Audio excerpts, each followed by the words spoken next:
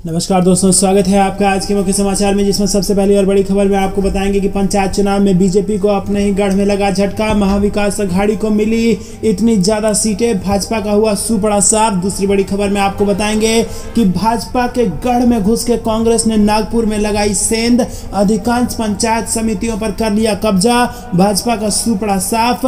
तीसरी बड़ी खबर में जिक्र होगा कि कांग्रेस नेताओं ने उद्धव ठाकरे से की मुलाकात, भारत जोड़ो यात्रा में शामिल होने का दिया न्योता।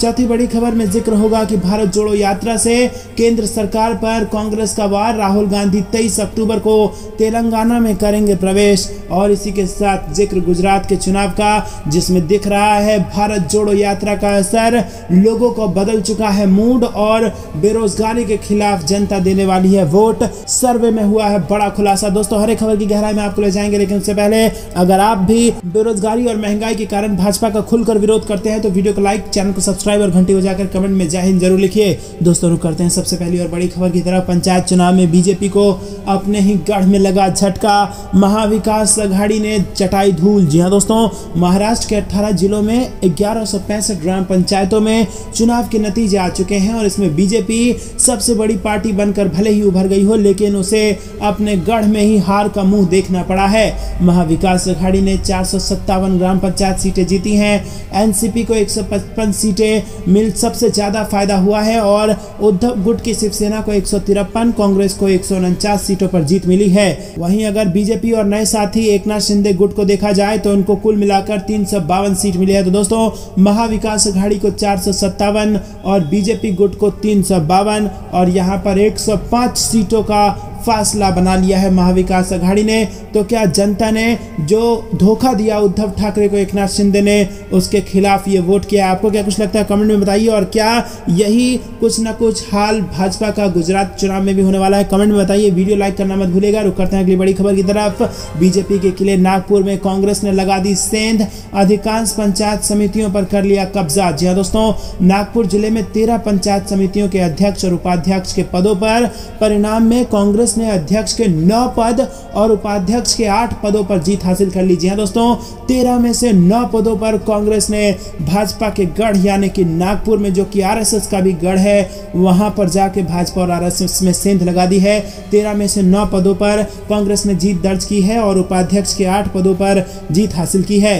रुक करते हैं अगली बड़ी खबर की तरफ। कांग्रेस नेताओं ने उद्धव ठाकरे से की मुलाकात, भारत जोड़ो यात्रा में शामिल होने का दिया न्योता। जी हां दोस्तों, महाराष्ट्र कांग्रेस प्रतिनिधिमंडल के नेताओं ने सोमवार को राष्ट्रवादी कांग्रेस पार्टी प्रमुख शरद पवार और शिवसेना के नेता उद्धव ठाकरे से मुलाकात की। कांग्रेस प्रतिनिधिमंडल ने इन नेताओं को कांग्रेस की भारत जोड़ो यात्रा के अगले महीने महाराष्ट्र में प्रवेश करने के मद्देनजर पहल का हिस्सा बनने का न्योता दिया। इस मुलाकात के दौरान कांग्रेस प्रतिनिधिमंडल में पार्टी के महाराष्ट्र प्रभारी एच.के. पाटिल, पूर्व मुख्यमंत्री अशोक चौहान और पूर्व प्रदेश अध्यक्ष बाला साहेब थोराट, कांग्रेस की मुंबई इकाई के प्रमुख भाई जगताप और पार्टी के नेता मौजूद थे। तो दोस्तों, आपको बता दें कि जबरदस्त तरीके से यहां पर सफलता के साथ आगे बढ़ रहा है भारत जोड़ो यात्रा। आंध्र प्रदेश में एंटर कर चुका है और अब आपको बता दें कि महाराष्ट्र में उद्धव ठाकरे को न्योता दिया गया है कि वो भी इसका समर्थन करें और इसी के साथ ये मध्य प्रदेश में भी पहुंचेगा और मध्य प्रदेश में अगले साल चुनाव होना है। तो दोस्तों, जबरदस्त तरीके से आगे बढ़ रहा है भारत जोड़ो यात्रा और सारे लोग एक साथ कदम मिलाकर राहुल गांधी के साथ चल रहे हैं और भाजपा की इससे नींद उड़ी हुई है। रुक करते हैं अगली बड़ी खबर की तरफ। भारत जोड़ो यात्रा से केंद्र सरकार पर वार, राहुल गांधी 23 अक्टूबर को तेलंगाना में कर जाएंगे प्रवेश। जी हाँ दोस्तों, तेलंगाना सरकार की तरफ से ट्वीट में साझा किया गया है कि राहुल गांधी के नेतृत्व वाली भारत जोड़ो यात्रा का हम स्वागत करते हैं। जी हां दोस्तों, सरकार ने, तेलंगाना की सरकार ने राहुल गांधी की इस यात्रा का स्वागत किया है और दोस्तों ट्वीट में आगे कहा गया है कि राहुल गांधी का हमारी सरकार 23 अक्टूबर को स्वागत करेगी और आगामी समय यानी कि 7 नवंबर तक तेलंगाना में ही ये रहेगी।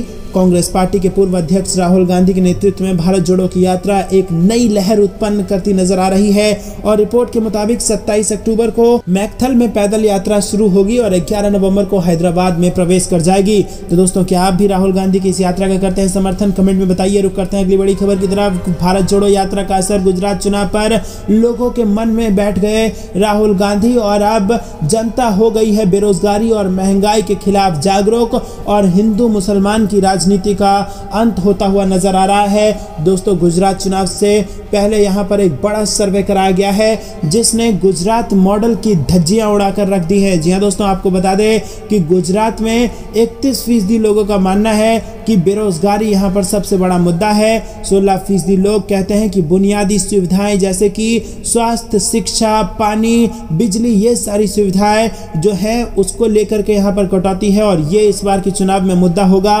किसानों से जुड़े मुद्दे को 15% लोगों ने माना है। महंगाई को मानने वाले 8% लोग हैं। वहीं भ्रष्टाचार पर भी पोल खुली है दोस्तों, 7% लोग भ्रष्टाचार को गुजरात के चुनाव में बड़ा मुद्दा मानते हैं। तो दोस्तों, क्या ये राहुल गांधी के भारत जोड़ो यात्रा का असर है कि जो लोग अभी तक हिंदू मुसलमान की राजनीति में उलझे हुए थे वो अब बुनियादी सुविधाओं को प्राथमिकता देने लगे हैं और बेरोजगारी, महंगाई जैसे मुद्दों को प्राथमिकता देने लगे हैं और अब इसी के इर्द गिर्द चुनाव गुजरात में होने वाला है। आपको क्या कुछ लगता है कमेंट में बताइए। वीडियो अभी तक लाइक नहीं किया तो लाइक जरूर कीजिए। रुक करते हैं अगली बड़ी खबर की तरफ। गुजरात में कोई काम नहीं कर पाई भाजपा और इसीलिए पूरी सरकार में कर दिया फेरबदल, सीएम अशोक गहलोत ने लगाया ये आरोप। जी हाँ दोस्तों, राजस्थान के मुख्यमंत्री अशोक गहलोत ने सोमवार को कहा कि बीजेपी को गुजरात में अपनी पूरी ताकत लगाकर सरकार बदलनी पड़ी थी क्योंकि उसने लोगों के लिए कुछ नहीं किया था। वो गुजरात की अपने 2 दिवसीय यात्रा की शुरुआत पर पत्रकारों से बातचीत कर रहे थे। गुजरात में इस साल के अंत में चुनाव होने हैं और अशोक गहलोत ने कहा है कि गुजरात में कोरोना वायरस महामारी के दौरान कितने लोगों की मौत हुई। मुख्यमंत्री और सभी मंत्री समेत पूरे सरकार में फेरबदल उन्होंने कर दिया और क्या वो सारे के सारे नेता जो पहले थे वो बेकार थे। इसका मतलब है बीजेपी सरकार ने राज्य में कोई काम नहीं किया और नाकामी छुपाने के लिए मंत्रियों को बदला गया। रुक करते हैं अगली बड़ी खबर की तरफ। मध्य प्रदेश के चुनाव की तैयारी। राहुल गांधी की भारत जोड़ो यात्रा से मध्य प्रदेश में कांग्रेस करेगी चुनावी अभियान की शुरुआत। जी हाँ दोस्तों, आपको बताते हैं राहुल गांधी की भारत जोड़ो यात्रा से कांग्रेस मध्य प्रदेश में चुनावी अभियान की शुरुआत करने जा रही है। राहुल गांधी उज्जैन में महाकाल मंदिर में दर्शन के बाद सभा को संबोधित करने वाले हैं। यात्रा के पूर्व प्रदेश भर में सहायक यात्राएं निकाली जाएंगी जो दिवाली के बाद प्रारंभ होगी और प्रदेश में यात्रा पूरी होने के बाद संभाग स्तर पर सभाएं व जिलेवार कार्यकर्ता सम्मेलन होंगे। प्रदेश कांग्रेस राहुल गांधी की यात्रा के माध्यम से पार्टी के पक्ष में माहौल बनाने की तैयारी में है। रुक करते हैं अगली बड़ी खबर की तरफ। बिल्किस बानो मामले में दोषियों को रिहा करने के लिए पूर्व सीएम ने अमित शाह से मांगा इस्तीफा। जी हाँ दोस्तों, पूर्व मुख्यमंत्री सिद्धारमैया ने केंद्रीय गृह मंत्री अमित शाह के इस्तीफे की मांग करते हुए कहा है कि उनके कार्यालय ने बिल्किस बानो मामले के दोषियों को रिहा करने का आदेश दिया है। ट्वीट की एक श्रृंखला में कांग्रेस के दिग्गज भाजपा विशेषकर अमित शाह पर भारी पड़े।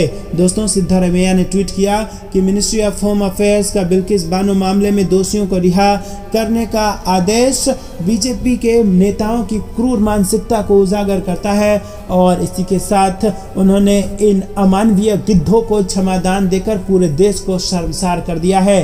अमित शाह को इस्तीफा दे देना चाहिए और पूरे देश से माफी मांग लेनी चाहिए। उन्होंने कहा कि ये दुर्भाग्यपूर्ण है कि भाजपा अपने राजनीतिक एजेंडे के लिए एक संवेदनशील मुद्दे का इस्तेमाल करना चाहती है। उन्होंने कहा कि उन अमानवीय लोगों और हत्यारों की रिहाई गुजरात चुनाव से पहले मतदाताओं का ध्रुवीकरण करना है और भाजपा के लिए चुनाव इस देश की महिलाओं की चिंताओं से ज्यादा महत्वपूर्ण हो जाते हैं। दोस्तों, रुक करते हैं अगली बड़ी खबर की तरफ। बीजेपी को हराने के लिए बने व्यापक मंच, एकजुट हो लोकतांत्रिक ताकतें, बोले सीताराम येचुरी। जी हाँ दोस्तों, माकपा महासचिव सीताराम येचुरी ने हिंदुत्व राष्ट्र के प्रचारकों को हराने के लिए धर्मनिरपेक्ष क्षेत्रीय दलों के साथ पर्यावरण और दलित कार्यकर्ताओं सहित गैर राजनीतिक ताकतों को एक साथ लाने का आह्वान किया।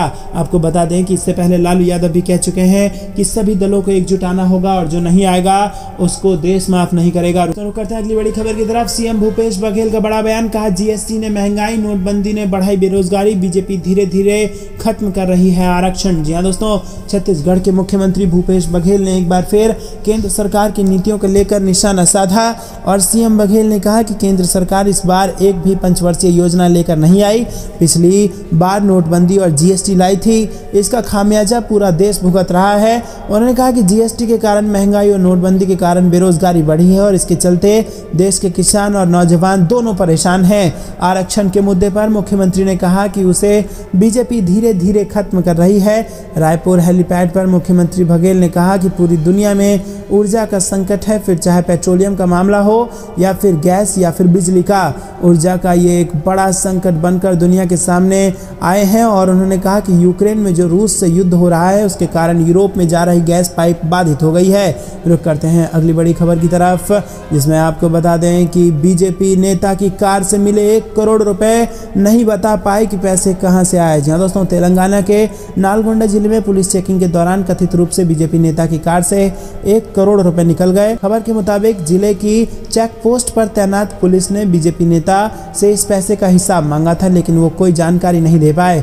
इसके बाद पुलिस ने रुपए जब्त कर लिए हैं और 3 नवंबर को नालगोंडा की मुनुगोड़े विधानसभा सीट पर उपचुनाव होना है और उससे कुछ दिन पहले इस रकम का पकड़ा जाना कई सवाल खड़े कर गया है। दोस्तों, रुक करते हैं अगली बड़ी खबर की तरफ। नागपुर के पंचायत समिति चुनाव में कांग्रेस की बड़ी जीत, बीजेपी के गढ़ में कर दिया कमाल, भाजपा को चटाई धूल। जी हां दोस्तों, महाराष्ट्र के नागपुर जिले में पंचायत समिति के अध्यक्षों और उपाध्यक्षों के पदों पर हुए चुनाव में कांग्रेस की बड़ी जीत हुई है। पंचायत समिति की ज्यादातर सीटों पर कांग्रेस ने जीत हासिल की है और बड़ी बात यह है कि बीजेपी इस चुनाव में एक भी प्रमुख का पद नहीं जीत पाई, उसके खाते में सिर्फ उप प्रमुख के 3 पद गए हैं। ऐसे में कांग्रेस ने इस चुनाव में बीजेपी को करारी शिकस्त दी है।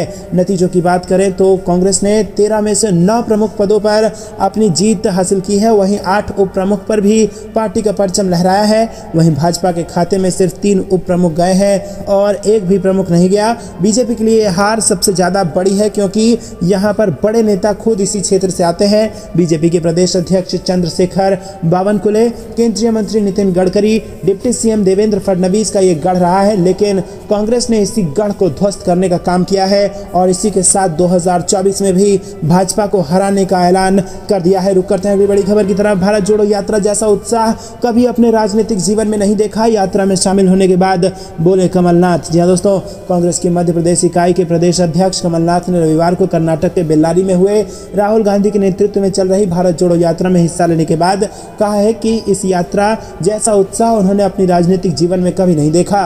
राजधानी में अखिल भारतीय कांग्रेस अध्यक्ष के लिए चल रहे मतदान में हिस्सा लेने के बाद कमलनाथ ने संवाददाताओं से चर्चा करते हुए कहा कि मैं कल कर्नाटक के बेल्लारी में भारत जोड़ो यात्रा में शामिल हुआ और मैंने अपने राजनीतिक जीवन में इतना उत्साह और जोश कभी नहीं देखा है और इस सच्चाई को कोई नहीं छुपा सकता। तो दोस्तों, एक नए नेता के रूप में उभर के आए हैं राहुल गांधी और राहुल गांधी की लोकप्रियता में जबरदस्त उछाल देखने को मिल रहा है। अगले साल कर्नाटक में चुनाव है और उससे पहले कर्नाटक में जो शक्ति प्रदर्शन राहुल गांधी ने और कांग्रेस पार्टी ने किया है, इससे तमाम विपक्षी पार्टियों की नींद उड़ी हुई है और खासकर भाजपा की नींद उड़ी हुई है। और दोस्तों, इतना ही नहीं, इन राज्यों के बाद जो 2024 का लोकसभा चुनाव होगा उसमें भी भाजपा का सिंहासन डोलता हुआ नजर आ रहा है और राहुल गांधी एक बड़े नेता के रूप में उभर कर सामने आ रहे हैं। आपको क्या कुछ लगता है कमेंट में बताइए। रुक करते हैं अगली बड़ी खबर की तरफ। अंधेरी विधानसभा उपचुनाव से बीजेपी ने नामांकन लिया वापस, शिवसेना के उद्धव गुट की जीत तय। जी हां दोस्तों, आपको बता दें कि मुंबई के अंधेरी विधानसभा उपचुनाव को लेकर शिवसेना के पूर्व मुख्यमंत्री उद्धव ठाकरे को बड़ी सफलता मिली है। इस उपचुनाव में बीजेपी ने अपना उम्मीदवार नामांकन पीछे ले लिया है और शिवसेना के उद्धव ठाकरे गुट की ओर से नए चुनाव चिन्ह पर दिवंगत रमेश लटके की पत्नी ऋतुजा लटके को उम्मीदवार बनाया। तो दोस्तों, कि हार के डर से भाजपा ने यह काम किया है। आपको क्या कुछ लगता है कमेंट में बताइए। रुक करते हैं अगली बड़ी खबर की तरफ।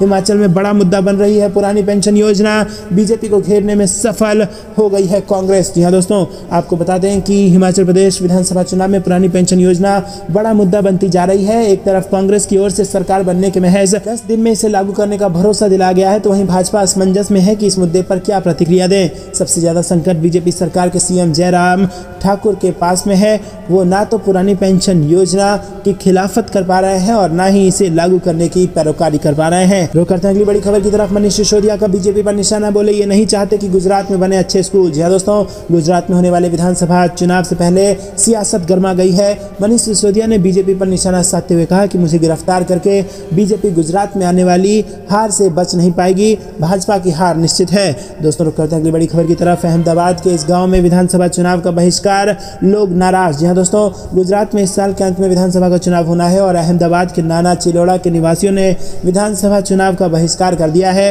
और सरकार के प्रति अपने गुस्सा व्यक्त किया है। रुक करते हैं अगली बड़ी खबर की तरफ। अशोक गहलोत का बीजेपी पर बड़ा हमला, कहा चुनावी बॉन्ड आजादी के बाद का सबसे बड़ा घोटाला। जी हां दोस्तों, इलेक्टोरल बॉन्ड को लेकर यहां पर बड़ा हमला किया गया है भाजपा पर। केंद्र सरकार द्वारा चुनावी योजना को पूरी तरह पारदर्शी बताए जाने के कुछ ही दिन बाद राजस्थान के मुख्यमंत्री अशोक गहलोत ने सोमवार को एक बार फिर चुनावी बॉन्ड को आज़ादी के बाद का सबसे बड़ा घोटाला बताया।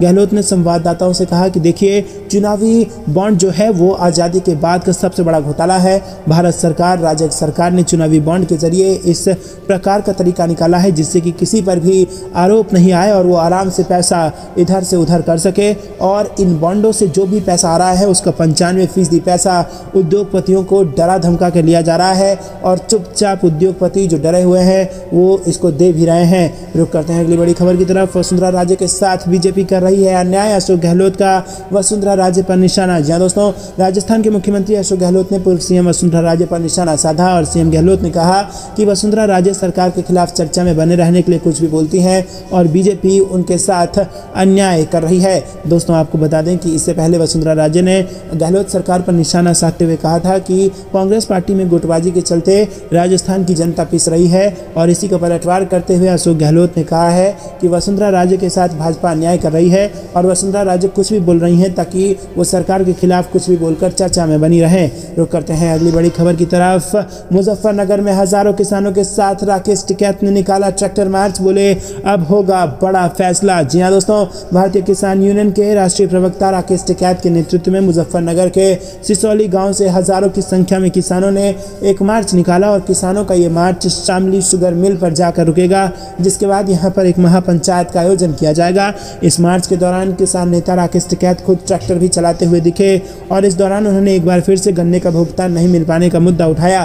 राकेश टिकैत के नेतृत्व में किसानों का ये मार्च गन्ना भुगतान का बकाया और बिजली की बढ़ी दरों के विरोध में निकाला गया। इस दौरान हजारों की संख्या में किसान अपने ट्रैक्टरों को लेकर इस मार्च में शामिल हुए। रुक करते हैं अगली बड़ी खबर की तरफ। कांग्रेस राष्ट्रीय अध्यक्ष चुनाव हो चुका है संपन्न, 9500 लोगों ने डाला है वोट, 19 को आएंगे इसके नतीजे। जी दोस्तों, कांग्रेस अध्यक्ष पद के चुनाव के लिए सोमवार को मतदान संपन्न हो गया। ऑल इंडिया कांग्रेस कमेटी के मुख्यालय के साथ साथ 65 जगहों पर मतदान केंद्र बनाया गया था जहां डेलीगेट्स ने मतदान किया। अध्यक्ष पद के चुनाव के लिए मल्लिकार्जुन खड़गे और शशि थरूर आमने सामने हैं। कांग्रेस केंद्रीय चुनाव प्राधिकरण के अध्यक्ष मधुसूदन मिस्त्री ने प्रेस वार्ता कर मतदान की जानकारी दी और उन्होंने बताया कि कांग्रेस राष्ट्रीय अध्यक्ष के लिए हुए वोटिंग में कुल 9500 प्रतिनिधियों ने मतदान किया और कुल मिलाकर 96% मतदान राज्य में हुआ है। इस दौरान कोई अप्रिय घटना नहीं हुई है। 3 मतपेटियां प्राप्त हुई हैं और साथ ही उन्होंने बताया कि 87 लोगों ने एआईसीसी हेडक्वार्टर में मतदान किया। रुक करते हैं अगली बड़ी खबर की तरफ। ममता बनर्जी ने सौरभ गांगुली की तारीफ कर केंद्र पर साधा निशाना, बोली राजनीतिक तौर पर ऐसे फैसले ना हो। जी हाँ दोस्तों, ममता बनर्जी ने सौरभ गांगुली की जमकर तारीफ की है। उन्होंने कहा है कि सौरभ गांगुली को क्यों हटाया गया जबकि अमित शाह के बेटे बीसीसीआई में बने हुए हैं। हम ये जानना चाहते हैं कि आखिर इसके पीछे इरादा क्या है। उन्होंने कहा कि दादा को बीसीसीआई से हटाने की भरपाई उन्हें आईसीसी में भेजकर ही की जा सकती है। रुक करते हैं अगली बड़ी खबर की तरफ। सीबीआई कोर्ट में पेश होने के लिए तेजस्वी यादव पटना से दिल्ली रवाना, कहा हमें अदालत पर पूरा विश्वास। कोर्ट में पेशी को लेकर डिप्टी सीएम पटना से दिल्ली के लिए रवाना हो गए हैं। सीबीआई कोर्ट में पेशी पर बिहार के उप मुख्यमंत्री तेजस्वी यादव ने कहा कि विश्वास मत के दिन जब हर जगह रेड पर रहे थे उसी दिन हमने स्पष्ट कर दिया था कि जब तक ये लोग रहेंगे तब तक इसी तरह का काम चलता रहेगा। रुक करते हैं अगली बड़ी खबर की तरफ। अब प्याज रुलाएगा महंगाई के आंसू, दिवाली तक 50 रुपए पहुंच सकता है 1 किलो का भाव। जी हाँ दोस्तों, त्योहारी महीने में दूध के बाद अब प्याज की बढ़ती हुई कीमतें महंगाई के आंसू रुलाने को तैयार हैं। दरअसल प्याज की कीमतें कई महीने स्थिर रहने के बाद अब बढ़ने लगी है। अक्टूबर की शुरुआत में प्याज का खुदरा भाव 25 रुपये प्रति किलोग्राम था और अब इसका भाव बढ़कर कई जगह 40 रुपये प्रति किलो हो गया है। बता दें कि पिछले हफ्ते देश के 2 सबसे बड़े मिल्क ब्रांड अमूल और मदर डेयरी ने फुल क्रीम दूध की कीमतों में 2 रुपये प्रति लीटर की वृद्धि की थी और प्याज के भाव में बढ़ोतरी का कारण कम सप्लाई को माना जा रहा है। प्याज का थोक मूल्य एक पखवाड़े पहले की तुलना में अब लगभग 40% अधिक है। रुक करते हैं अगली बड़ी खबर की तरफ। सीएम गहलोत बोले भाजपा में गुट हो चुके हैं तैयार, मेरे पास है इसकी पूरी रिपोर्ट। जी हाँ दोस्तों, भाजपा में फूट की खबर सामने आ रही है। राजस्थान के मुख्यमंत्री अशोक गहलोत ने रविवार को जयपुर में राजीव गांधी ग्रामीण ओलंपिक के राज्य स्तरीय खेलों का शुभारंभ किया और वहीं पत्रकार वार्ता में अमर उजाला के एक सवाल पर वहां पर मुख्यमंत्री गहलोत ने कहा कि भाजपा कौन है जो ये तय करेगी कि हमारी पार्टी में क्या होगा, वो पहले अपना घर देखे। मुझे पता है कि भाजपा में भी गुट बन चुके हैं और गहलोत ने कहा कि मेरे पास पूरी रिपोर्ट है कि कौन क्या कर रहा है। भाजपा में भी गुटबाजी शुरू हो चुकी है लेकिन वहां लोग मोदी और अमित शाह से डरते हैं इसीलिए चुप बैठे हैं। जल्द ही सच सभी के सामने आएगा। रुक करते हैं अगली बड़ी खबर की तरफ। टिकट होने के बावजूद एयरलाइंस नहीं दे रही हैं सीट, यात्रियों को करना पड़ रहा है अलग से भुगतान। जी हाँ दोस्तों, हवाई कंपनियों की मनमानी थमने का नाम नहीं ले रही है। एक सर्वेक्षण के अनुसार टिकट होने के बावजूद बावजूद विमान कंपनियां अधिकतर यात्रियों से सीट के पैसे अलग से ले रही है। सर्वे में ये बात सामने आई है कि मुफ्त सीट का विकल्प उपलब्ध नहीं होने के कारण पिछले 12 महीने में लगभग 1/3 हवाई यात्रियों को उड़ानों में सीटों के लिए अतिरिक्त पैसा देना पड़ा है। तो दोस्तों, प्राइवेटाइजेशन का सबसे भयंकर रूप एयरलाइंस में दिख रहा है। जिस प्रकार से मोदी सरकार सारी चीज़ों को प्राइवेट हाथों में डाल रही है, उससे इस प्रकार की खबरें सामने आ रही हैं कि अब इन प्राइवेट कंपनियों की जो हवाई कंपनियां हैं, इनकी मनमानी थमने का नाम नहीं ले रही है। एक तो ऐसे ही टिकट का किराया जो है वो बहुत ज़्यादा है। अभी एक नेता ने ऑब्जेक्शन किया था कि बिहार से दिल्ली जाने का किराया, दिल्ली से बिहार आने के किराया छठ में 24,000 रुपये है और दिल्ली से दुबई जाने का किराया मात्र 12,000 रुपये है। तो दोस्तों, दुबई जाना सस्ता है, लेकिन बिहार के दरभंगा जाना मुसीबत में है, क्योंकि 24,000 रुपये देने पड़ रहे हैं। तो यहाँ पर प्राइवेट कंपनियों ने ज़बरदस्त तरीके से अपनी मनमानी कर रखी है और लोगों से पैसे ऐंठ रहे हैं। आपको क्या कुछ लगता है कमेंट में बताइए। वीडियो को लाइक, चैनल को सब्सक्राइब और घंटे बजाकर कमेंट में जय हिंद जरूर लिखिएगा। बीजेपी को राहुल गांधी ने जमकर धोया और कहा कि कब तक जनता को गुमराह करेंगे ये लोग। जी हाँ दोस्तों, आपको बता दें कि ग्लोबल हंगर इंडेक्स 2022 में भारत की गंभीर स्थिति को लेकर कांग्रेस सांसद राहुल गांधी ने पीएम मोदी पर तीखा हमला बोला है। राहुल गांधी ने ट्वीट कर लिखा है कि भूख और कुपोषण में भारत 121 देशों में 107वें स्थान पर है और अब प्रधानमंत्री और उनके मित्र कहेंगे कि भारत में भूखमरी नहीं बढ़ रही है, बल्कि दूसरे देशों में लोगों को भूख ही नहीं लग रही है। जी हाँ दोस्तों, राहुल गांधी ने लिखा कि आरएसएस बीजेपी कब तक असलियत से जनता को गुमराह करते रहेंगे, भारत को कमजोर करते रहेंगे। राहुल गांधी के साथ साथ पार्टी के वरिष्ठ नेता मल्लिकार्जुन खड़गे, पी चिदम्बरम और अन्य कांग्रेस नेताओं ने भी सरकार पर जमकर निशाना साधा है। दोस्तों, आपको बता दें कि 121 देशों की इस रिपोर्ट में भारत का स्थान 107वां है। वहीं श्रीलंका 64 स्थान पर है, पाकिस्तान 99वें स्थान पर है, बांग्लादेश 84वें स्थान पर है, नेपाल 81वें स्थान पर है, जो कि भारत से काफ़ी बेहतर स्थान पर है। और अब आप कहेंगे कि यहाँ पर जनसंख्या कम है और भारत में जनसंख्या ज़्यादा है। तो दोस्तों, आपको ये बता दें कि भारत की अर्थव्यवस्था भी $2.5 ट्रिलियन की है, जो कि इन देशों की नहीं है और इसीलिए इसमें सरकार की जवाबदेही बनती है कि आखिरकार भूखमरी में और कुपोषण में भारत की इतनी स्थिति भयावह क्यों है। दोस्तों, रुक करते हैं अगली बड़ी खबर की तरफ। राहुल गांधी की भारत जोड़ो यात्रा में शामिल हुए मध्य प्रदेश कांग्रेस अध्यक्ष कमलनाथ। जी हाँ दोस्तों, आपको बता दें कि कांग्रेस के पूर्व अध्यक्ष राहुल गांधी की भारत जोड़ो यात्रा में रविवार को प्रदेश कांग्रेस अध्यक्ष कमलनाथ शामिल हुए और कर्नाटक के बेल्लारी जिले में मोका में उन्होंने पदयात्रा की और भारत जोड़ो यात्रा के शिविर में पूर्व मुख्यमंत्री दिग्विजय सिंह और भारत यात्रियों से मुलाकात की। वहीं मध्य प्रदेश में भारत जोड़ो यात्रा के समन्वयक पीसी शर्मा भी यात्रा में शामिल हुए और राहुल गांधी को मध्य प्रदेश में यात्रा की तैयारियों से जुड़ी जानकारी दी। प्रदेश कांग्रेस अध्यक्ष ने यात्रा में शामिल होने के बाद ट्वीट किया कि भारत यात्रियों का उत्साह और बड़ी संख्या में उपस्थिति जनता का यात्रा के प्रति स्नेह देखकर अभिभूत हूँ। उन्होंने यात्रा शिविर में कर्नाटक प्रदेश कांग्रेस अध्यक्ष डी शिव कुमार और इसी के साथ अन्य लोगों से मुलाकात की। दोस्तों, आपको बता दें कि जबरदस्त तरीके से यहाँ पर राहुल गांधी की धूम देखी जा रही है और लाखों की संख्या में लोग उनके समर्थन में सड़क पर उतर चुके हैं और समाज के हर वर्ग, हर तबके के लोग आके राहुल गांधी को अपनी महंगाई, बेरोजगारी, सांप्रदायिक नफरत और इन सारी मुद्दों को लेकर के राहुल गांधी से वो अपने दुख साझा कर रहे हैं और राहुल गांधी के रूप में एक नया नेता देख रहे हैं। दोस्तों,